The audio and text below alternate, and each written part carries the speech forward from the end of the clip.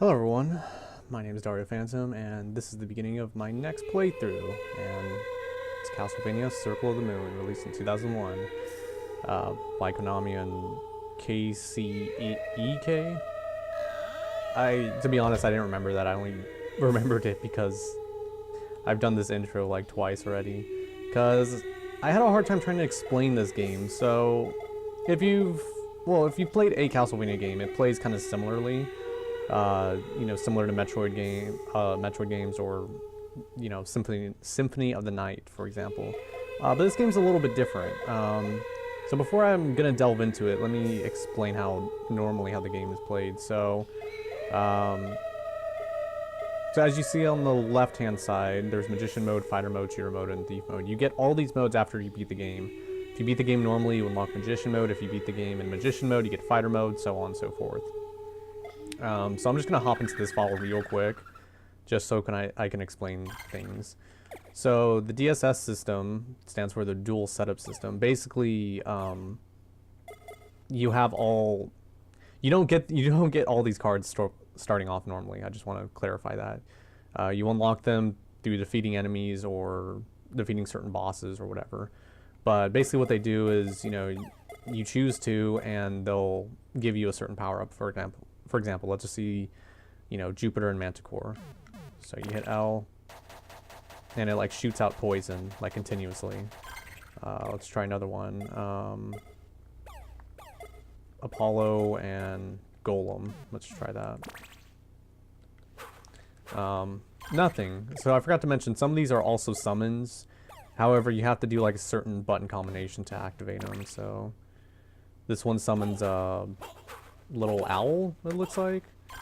So we'll just do one more. Let's try Black Dog and Apollo. So you get the idea. There's some funny ones I'll probably show off later, but we'll deal with that some other time, because in this game we're not doing any of that. We're doing fighter mode, which basically makes it so you can't use cards at all. So the main point of the game, the main mechanic of the game, you don't use. However, on the flip side, you get increased strength and HP. So it's pretty much like you're playing a classic Castlevania game inside a Symphony of the Night game. I've never actually played this mode before, so it's going to be quite interesting. So hopefully that explanation explained everything. I'll explain more as the game progresses. It is 1830 at an old Austrian castle. From the worshippers of chaos rise the plea for the return of the Lord of Darkness. I could have sped up the game right there, but look at that cool bleeding effect. Actually, if you also hear the music too, it's from Castlevania 64, the same thing that the title screen plays. So that's also, Castlevania 64 was also made by the same division of Konami, so very interesting. Camilla, we crave the presence of the embodiment of suffering, the ruler of darkness.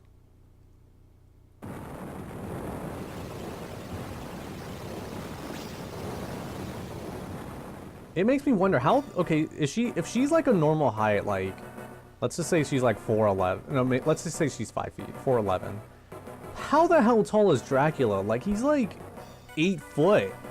He's like a basketball player. Anyways, Dracula, I've waited for this moment to be awake again, to bask in darkness and feel the moonlight within. Count Dracula, I'm honored to be in your presence. Indeed, though I lack my full power. You're preparing the rite to replenish your power. Stop! You cannot be allowed to taint the world. You, I remember. You're one of the vampire killers that sealed me. You've aged. It is our duty to see you banished. Amusing. To use my nemesis' life to return my power. I have no use for children. Be gone! You, Nathan! Master! Father! So, a height that would normally kill any living being, they just land perfectly fine, not even a sprained ankle or anything. Nathan Graves. No creatures around here. Hugh, are you okay? Yeah, we were just brushed aside and ignored. We have to find Master. I'll go. He's my father. Nathan, you'll just be in the way. Just get out of here. A rude ass. I want to find Master as much as anybody. So, I feel very sorry for Nathan, because he's apparently gone his whole life without running, because the only thing to do is walk. So, the game starts you off in very classic Castlevania fashion regardless. He does have a pretty cool strut, though. He's not a Belmont, but, you know, he definitely picked up a trait here or there. So, let me go over the menu real quick. As you see in the top right-hand corner is our time. 2 minutes so far. The rate, I believe, is the map. So let me show the map off real quick. That's all we got for the map. Just that one drop that we suffered. So, below that is the HP, MP, heart. We don't need to worry about MP ever. We can't use it. As I'll show, nothing. There's absolutely nothing we can use. And yeah, even hitting L, which is the magic button in normal use, does nothing. So very, very, yeah, reminiscent of the old days. So as you can also see in the left hand side, it says fighter. If you were playing normal mode, it would say vampire killer. If you were playing magician mode, it would say magician, so on and so forth. Below that is our level, strength, defense, intelligence, luck. Strength, pretty obvious how strong you're able to hit enemies. Defense, how well you can take a hit. Intellect, your magic, power, not applicable here. And luck affects your drop rate. I don't think... There's some items I think that allow you to increase your luck, but not much. Status, which is also from, I believe, Castlevania 64. There's a few statuses in this game: poison, stone, frozen. I don't think there's a vamp status like in 64, and if there is, I've never seen it. And then as you see, you know, experience, we have nothing. So we can change our button configuration. Remember, this is the Game Boy Advance, so 4 buttons. Let's just fix that. Magic item, we have nothing yet. We'll explore more of these as we come, but yeah, no card. So the main, as I said, the main mechanic of the game is not applicable in this mode, which is fine. Oh, and I forgot to mention Nathan, right there with in all his pixelated glory. Anyways, let's proceed on. I'm wasting too much time. So, oh wow, that bomb still hit me. Oh, what's that? What's that? All right, cool. We got a potion. So, I guess it'll give me a chance to show this off. You get a potion. I could waste it right now to recover health, but I'm definitely not going to do that. So, very interesting about this game is that it plays like Symphony Night or other Metroidvania type games. Except, unlike other Castlevania games, there is no shop. You notice that I had no gold counter, no money, no anything. So, all your items and everything you get is from enemy drops, which you don't really see nowadays. Almost every game now pretty much has a shop of some kind if they're done in this fashion. So, as you can see, I'm attacking for 48 damage. Normally, at the beginning of the game, I would only be hitting for, I think, like 8 or 12, maybe. So yeah, we're definitely buffed up a bit. Let's get our hearts up to 50. Oh, by the way, hearts, pretty obvious if you played Castlevania, but I'll just mention it, are your items. So we'll see shortly, we'll get a dagger any second now. This is the first level, the Catacomb. Pretty good music, actually. The track is Awake. I think it debuted in this game. Actually, I'm pretty positive it did, so. So yeah, we really can't do much. We're pretty much at the mercy of our walking speed. So, but yeah, normally I would not be able to kill enemies this fast. So this is an area we can't proceed yet. As you can see, he just kind of walks into the block. I don't know who his master is, or I know who his master is, and apparently didn't do a very good job. You can't run, can't push blocks. Like, come on, dude, this is standard Castlevania stuff you're supposed to know. So if you also hold, so you jump with A, attack with B. If you hold B, he does like a little spin. Pretty useful for enemies you can't hit, like that worm right there. All right, so we're up to our limited hearts. Just kill that for a good measure. And let's just walk over here to our first save point. So that'll about do it for this episode. No, I'm just kidding. Well, this will be a good time for me to admit this. So, this is actually my second time recording this. I actually recorded this on original hardware. I have the original Game Boy Advance cartridge. I bought it, or my dad bought it for me at GameStop, I think, probably 2002, 2003. You know, because we were there and you see GameStop, or you see Castlevania and it's like, oh, I gotta get it. You know, I have a Game Boy Advance. Quick side note, we got our first item drop, cotton armband, boosts our strength, so we're gonna put that on. Oop, yeah, and leave it on. So yeah, I have the original Game Boy Advance cartridge, and I actually started my playthrough of fighter mode with that, and I got decently far. Probably about 40% through the game. But what ended up happening is, I guess my battery died because I turned it off. I finished the recording, and you just saw we got a level up. I finished the recording, and then when I went to start it up again, all my save files were gone. And I'll probably show some footage because I do have the recording of it. I recorded it with my camera because, you know, I don't usually like playing on computer or anything. Like, I like to try to be as legitimate as possible, but in this case, there would be no point for me to start the game again on my Game Boy Advance. Or my cartridge, I mean. It's, I think the battery died, and I could open it, could do all that, but regardless, I'd have to beat the game again to unlock fighter mode, which is the mode I wanted to do. So yeah, I just... Oh, wow. Magic Gauntlet. Oh, wait, why am I surprised? I got that before. So let's see what this does. Increases our magic. Magical Pyrolyzer. Yeah, this isn't going to help us, but let's just put it on just for the fun of it. So yeah, my save file died on my original playthrough. Thankfully, I wasn't too far. And I think in total, I spent maybe like an hour and a half, 2 hours recording. So maybe 3. So we get our first magic item of the game. These are the dash boots. Double tap forward to perform a dash move. So yeah, now we can run.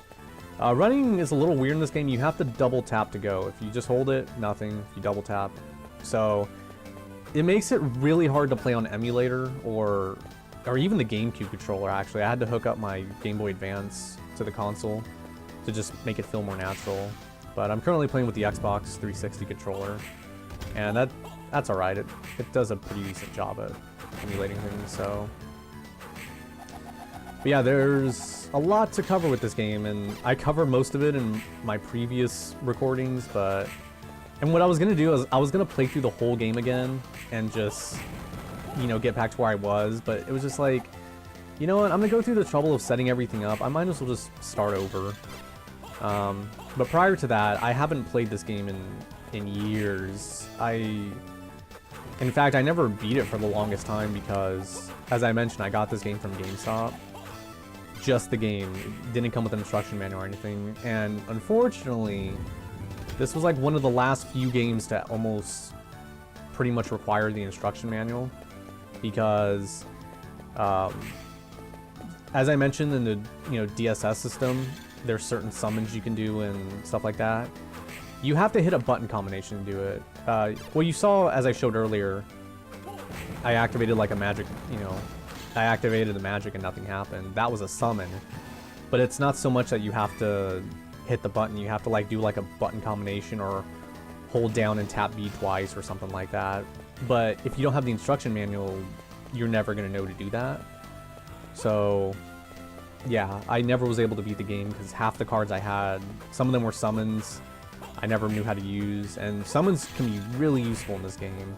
They increase your health, attack for big damage, and then, yeah, so... But I'm really interested to try fighter mode. I really like it. I like it's like a really fun blend of classic Castlevania mixed with like Symphony of the Night, 2D adventure side-scrolling, so it's really cool. As I skipped over, I didn't mention it, but I got a Hearts Max, and that basically increased the amount of hearts I can gather. Item upgrades are all throughout this castle. A good portion of them are hidden. Some of them are in plain sight, as you see up there. There's a HP one. So we're gonna go up here. Oh, we got a level up again. So I don't know if you saw, but noticeably my HP just increased. as you'll see here. So, yeah, HP is pretty important in this run because, and I guess defense is too, but you only have so much control over that. Because defense, you're kind of reliant on drops, on what you get, and, you know, the RNG and all that crap. Let's see.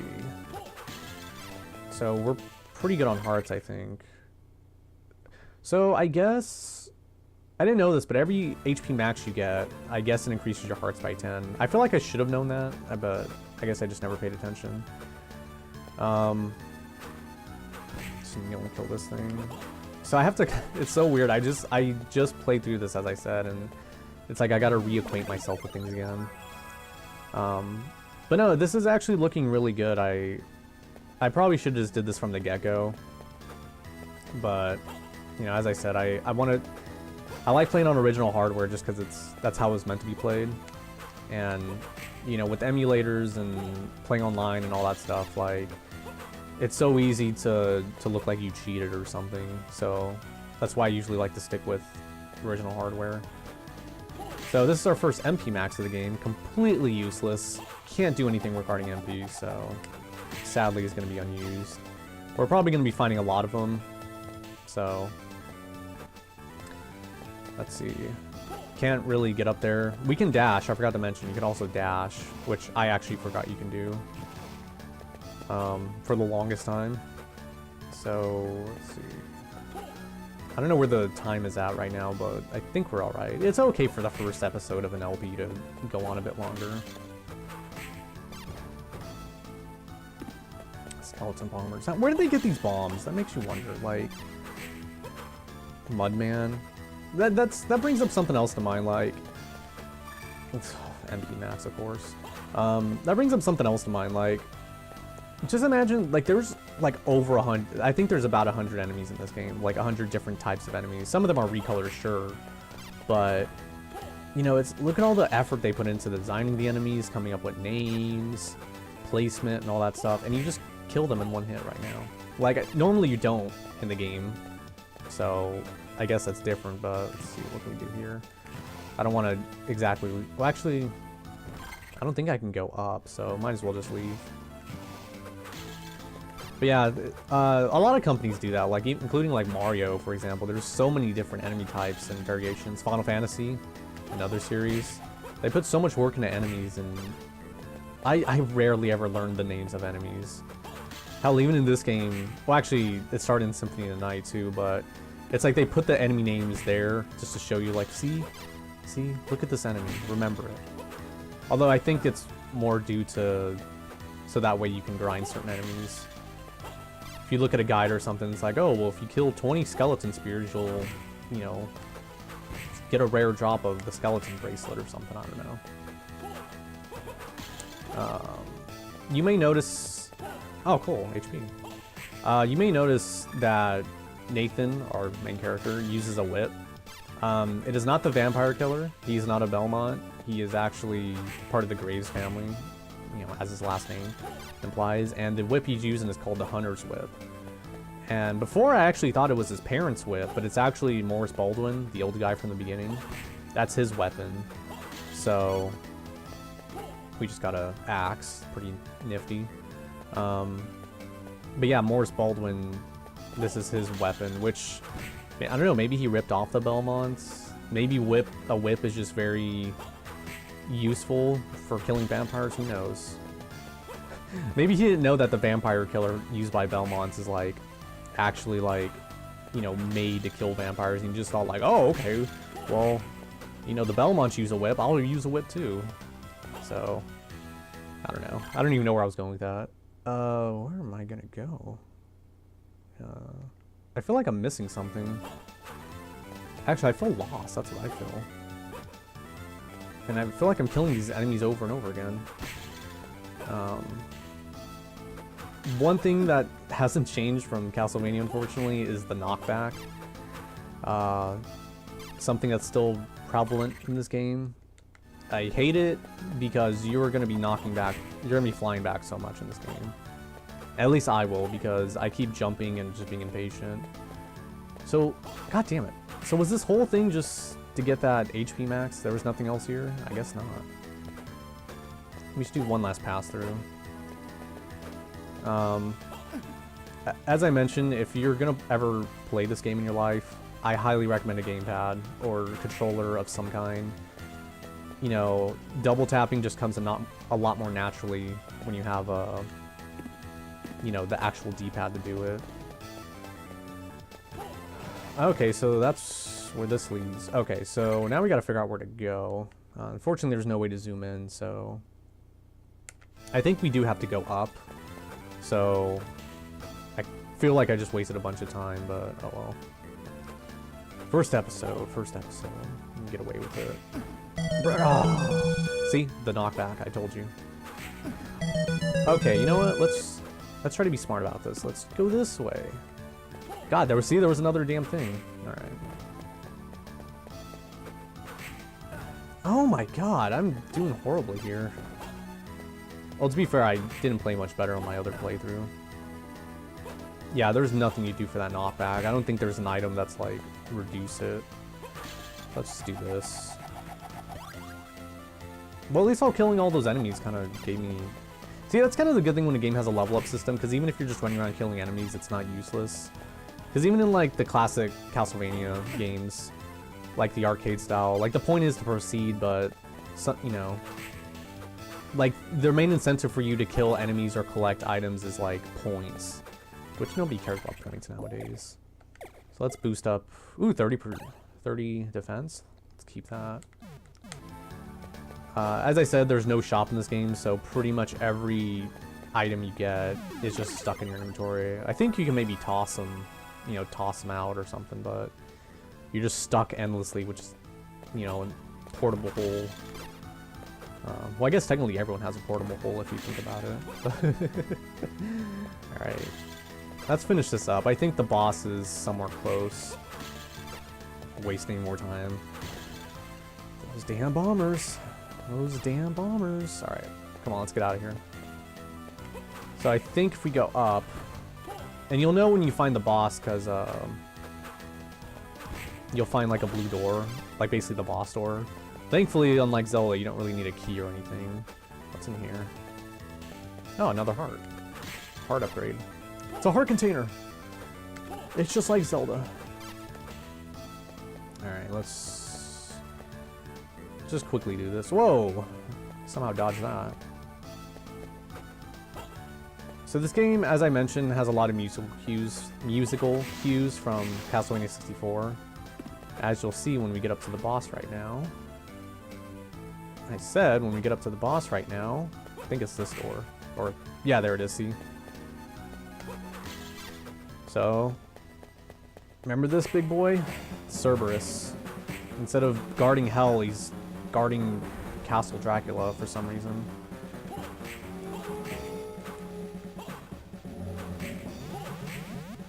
I'm actually doing surprisingly well. He's like hit me just once. Oh, about to get hit. Alright. So yeah, really no strategy. This is actually a bit more challenging on the... Oh, well. I couldn't even finish my sentence before beating him. It's actually a bit more challenging on normal mode, but... I will admit, I have heard that fighter mode is one of the easier modes of the game, but it's a lot of fun. You know, because you just go and whip. I mean, come on, that's Castlevania in a nutshell. Just whip it. So we got the double. Another jump can be performed there. You are going to be using this thing throughout the whole game. Double. It is immensely useful. Double jumping in platforming games is like... I almost couldn't even imagine like playing these type of games without it. But anyways, that'll about do it for this part. I'm going to run back over to the save point and recover some health. But you guys don't need to see that. Or maybe you do. I don't know. Watch. They give me a chance to show off the double scene. How does that even work? Like, has anyone ever double jumped in real life? Like, I'm so like I know I'm not clever enough. I know I'm not the first person to come up with that. But just imagine like actually trying to see someone like double jump in real life. Like, I feel like I did it as a kid, or I tried it as a kid. Anyways, that's enough wasting time. Thank you guys for watching, and in the next part, we'll be using the double we just got to explore more of the castle. So, see you guys then.